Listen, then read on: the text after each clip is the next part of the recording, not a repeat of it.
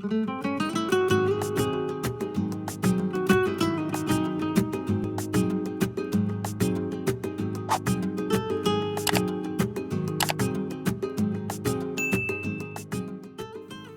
I'm Miguel. And I'm Natalie. Welcome to our channel. We are brother and sister taking you on short guided tours around towns, villages and cities in Malaga in the south of Spain. And today we are taking you to the city of Malaga. And because there is plenty to see, we've divided the content into 2 videos. So what is it we're going to be seeing today? Well, today we're going to be showing you around the port of Malaga and some buildings connected to the history of the port, as well as its well-known nearby beach. We will show you around Malaga Centre's main park and the city's old Arab fortress, castle and Roman theatre.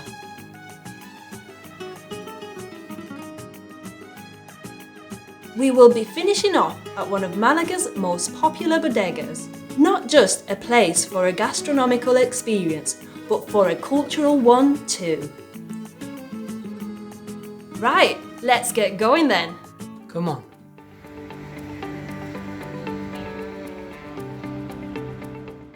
To give you a little context, as most places along the coastline, many civilizations have influence on the development of the city of Malaga, founded by the Phoenicians around 800 BC, later occupied by the Romans and the Arabs, then reconquered by the Christians in 1487. The city has undergone many changes throughout the years. One of its areas to mention is the port, which how it is now has nothing to do with how it used to be in the past.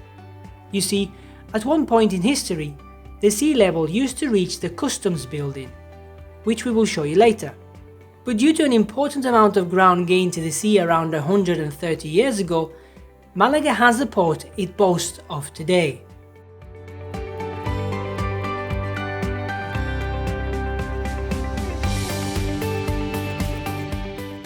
Malaga's port was the 6th Spanish port with most cruise passengers in 2019. It even hosted the worldwide presentation of the biggest cruise ship to date, the Symphony of the Seas by Royal Caribbean, back in March 2018. Since its foundation from the time of the Phoenicians, around the 9th century BC, Malaga's port has undergone many alterations. But the port as we know it today underwent a more recent expansion with the development of 2 main docks, Muelle 1 and Muelle 2, with cultural and leisure areas, shops and restaurants. Muelle 1 runs parallel to Paseo de la Farola, and it was opened to the public in 2011. Muelle 1 is composed of 2 levels. The upper one is flanking the Paseo de la Farola, giving you an overview of the port. In it, you will find walking areas with gardens. On the other hand, on the lower level, at the height of the dock, you will come across several restaurants and businesses, as well as other leisure activities. This dock is where private yachts and tourist boats, amongst others, operate from. Also, here is where you will find the Malaga Pompidou Centre. In recent years, the city of Malaga invested a lot of money in developing its city centre. And in 2017 it rebranded itself as the City of the Museums, with more than 30 museums that you can visit. This way, Malaga no longer just offers its visitors their usual sun and beach holiday, but it offers them an ample cultural experience with all its museums. With this said, let me tell you about the Malaga Pompidou Centre. It's the first Pompidou to be opened outside of France, being the first one in Paris, one of the greatest homes to 20th century art. The Pompidou Centre in Malaga, with its multicoloured glass cube, hosts works of art that have been selected from the vast Pompidou collection. It's a recommended museum to visit for lovers of art from the 20th and 21st century. Now going back to the port, what would a port be without a lighthouse? Situated on the Glorieta Joaquín María Peri, which is found on the promenade of the Paseo de la Farola in the Malagueta district, you will come across what the city's inhabitants call La Farola, being one of the 2 Spanish lighthouses which has a feminine name. The lighthouse was finished around 1816, and it has undergone several renovations during its history. The first one was after the damage caused by the 1884 earthquake, and the second one in 1909, when the lighthouse keeper's house was enlarged.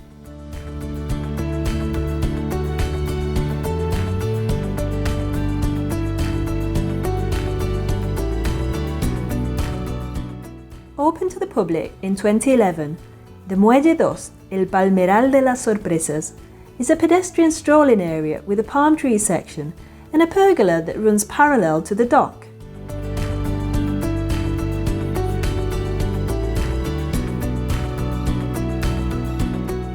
There are 3 main buildings on this dock.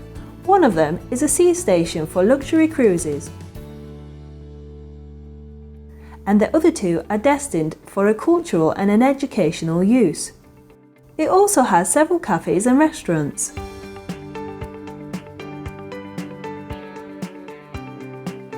Let me tell you about the customs building which was mentioned earlier. The construction of this building was needed due to the growing maritime activity and the extension of Malaga's port in the 18th century. Although the building was intended for the use of customs, it had other uses, such as a royal tobacco factory and for different government activities. This building stands out for its solid square appearance and padded walls. It has a neoclassical style in the way of the Italian Renaissance palaces, with a central patio.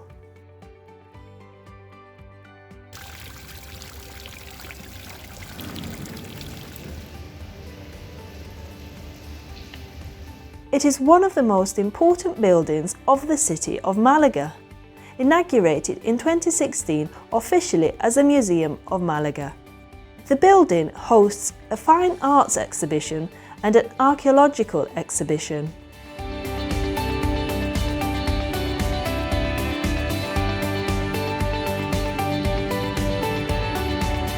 A well-known place, which holds an important part of the city's history, is the Mercado de Atarazanas. It is an enclosed vibrant market which houses many small stores that sell fresh fish, succulent shellfish, different types of meat, broad selection of cheeses, and of course, fresh fruits and vegetables. Also, it has bars with outside tables where you can enjoy breakfast or tapas. Its main facade dates back to the Nasrid times, being where the shipyard stood until the 14th century. Now you can appreciate the successful blending of 14th century Moorish architecture with the 19th century industrial design. And once through the horseshoe archway, you will be able to admire the stained glass window, fit for any cathedral. If what you're looking for is a place to relax while sunbathing in the city, then La Playa de la Malagueta might be for you. Located next to the port of Malaga and coated with dark sand, makes it one of the most popular beaches for both locals and tourists. This urban beach is located 10 minutes from the city centre, in the neighbourhood of La Malagueta.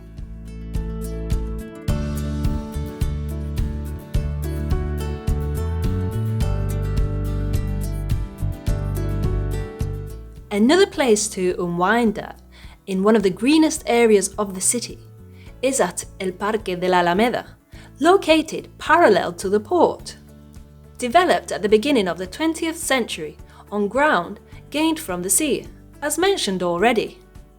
It has a Mediterranean garden design with numerous tropical and subtropical species from 5 continents, which makes it one of the most important public gardens in Europe because of its exotic flora.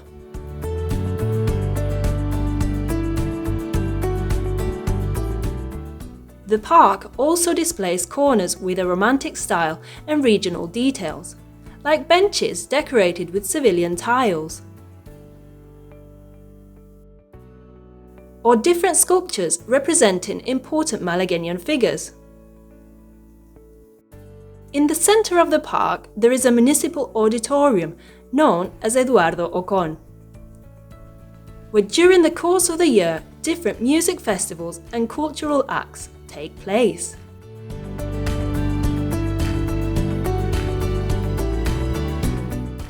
Let's take a jump back in time as we visit some of the oldest buildings in the city.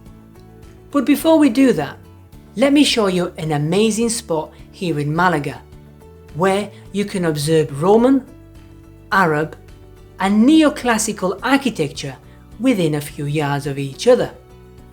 To do this, you will have to walk through Calle Alcazabilla. This street, given its cultural importance and its social life, is one of the busiest streets in the capital of Malaga. It houses some of the most emblematic buildings of the city, such as El Teatro Romano, the Alcazaba, the Palacio de la Aduana and Cine Albéniz, amongst others. In the central area of the street, there is a small glass pyramid that allows you to observe the archaeological remains found in the subsoil, mainly Roman garum pools. With that said, let's check out the Teatro Romano. Malaga's Roman theatre is one of the remaining symbols of Roman Hispania in the city. The theatre has been returned to its original use, and different types of shows take place there. This theatre was built in the time of Augustus in the 1st century AD, and it was in use until the 3rd century. Much of its construction materials such as stones, columns, capitels, carved stones and other materials were later used for building the Alcazaba. Its semicircular shape was used to enhance the natural acoustics. It was discovered in 1951, laying half hidden for many years by the Casa de la Cultura building. It was during some alterations to this building when parts of the theatre were discovered, and consequently the Casa de la Cultura was demolished to uncover and properly refurbish this theatre. Now let's talk about the Alcazaba. The Alcazaba is a building from the Islamic period raised on a small hill at the eastern end of the city. According to Arab historians, it was built at the beginning of the 11th century at the instructions of Badis, king of the Berber Taifa of Granada. In its construction, certain materials already mentioned were taken from the nearby Roman theatre. This fortress palace mixes its defensive purpose with the magnificence of an Arab palace.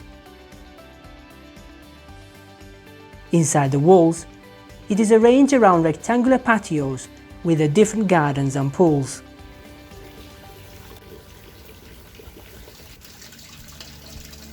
But that is not all, because if you wander into the rooms, you will be able to admire the attempt to combine the light and shadow effect which the Arab master builders achieved so well.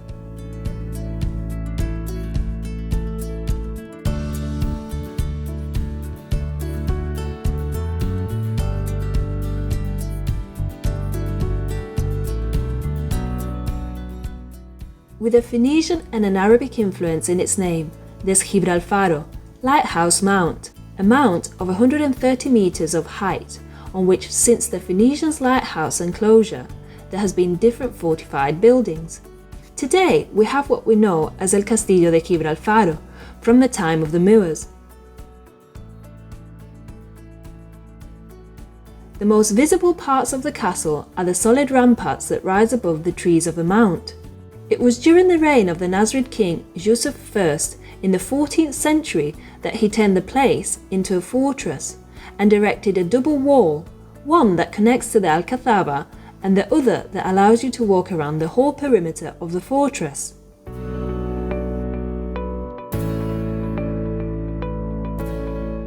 Within the fortress there are several buildings, towers and courtyards. The castle was used as a military base until 1925, and it's a wonderful place from where to experience an outstanding view of the city of Malaga.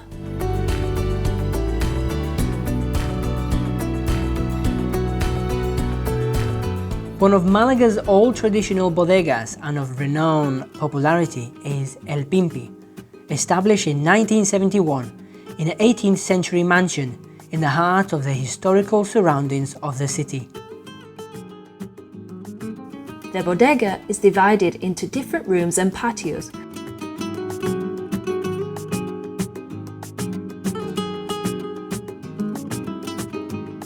With two main entrances, one of them coming into the bodega from Calle Granada, entering El Patio de los Geranios,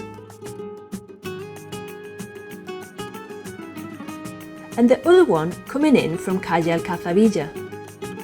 Thanks to its location, while you are sat on its terrace, you can take in the views of the Alcazaba and Roman Theatre while you enjoy a nice tapa or a drink.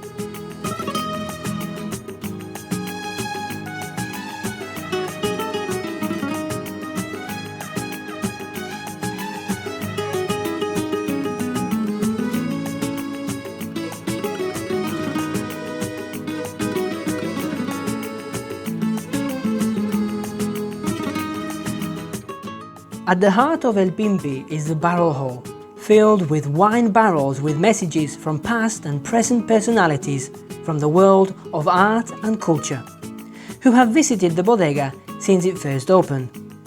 It's a must-see when you are visiting.